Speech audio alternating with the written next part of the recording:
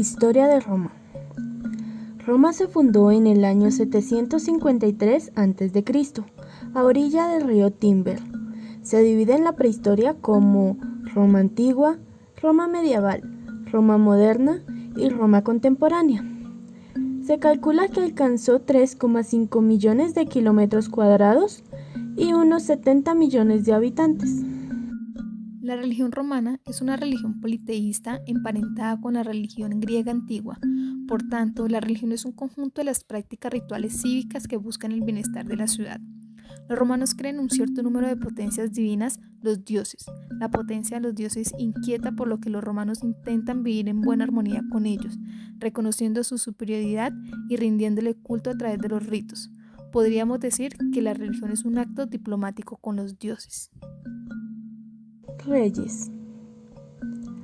A lo largo de la historia hubieron 7 u 8 reyes, los cuales fueron Tito Tasio, Rómulo, Numa, Pompilio, Tulio Hostilio, Anco Mauricio, Lucio Tarquino Prisco, Sevio Tulio y Tarquino el Soberbio. Dioses. Sus dioses eran las divinidades adoradas en la antigua Roma.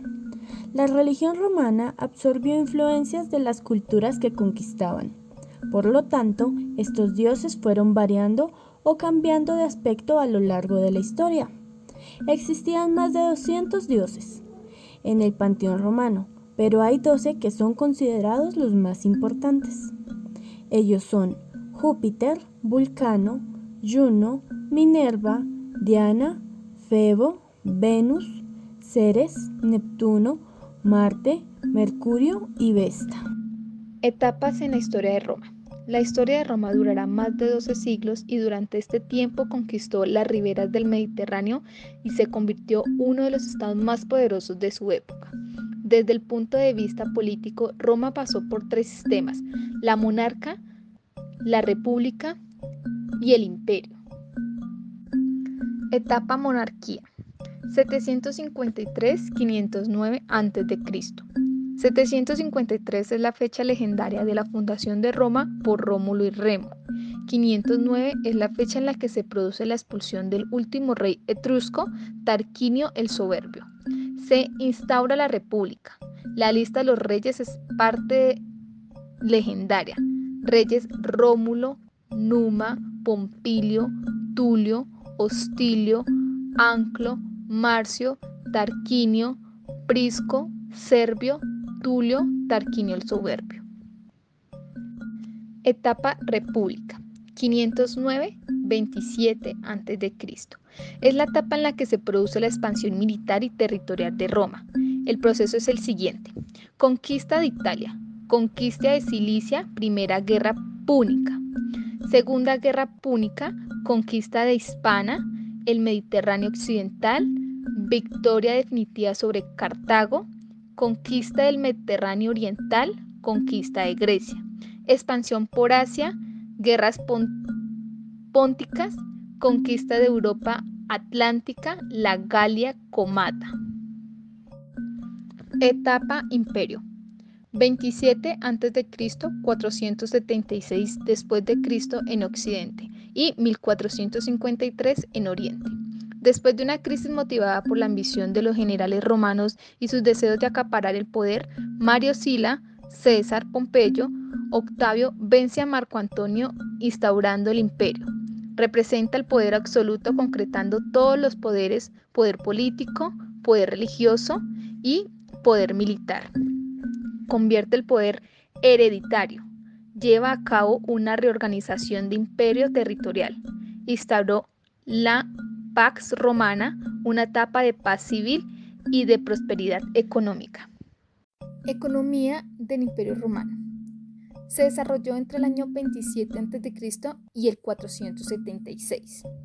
Se caracterizaba por la agricultura y el comercio como actividades principales, a cambio de poseer y explotar las tierras. La población pagaba impuestos al Estado. Arte romano. son todas aquellas manifestaciones de los artes visuales que fueron exportadas a todos los territorios del Imperio Romano. Las primeras manifestaciones surgieron bajo el influjo del arte etrusco y fueron después influenciadas por el arte griego. En el arte romano podemos ver pinturas, esculturas, relieves, entre otros.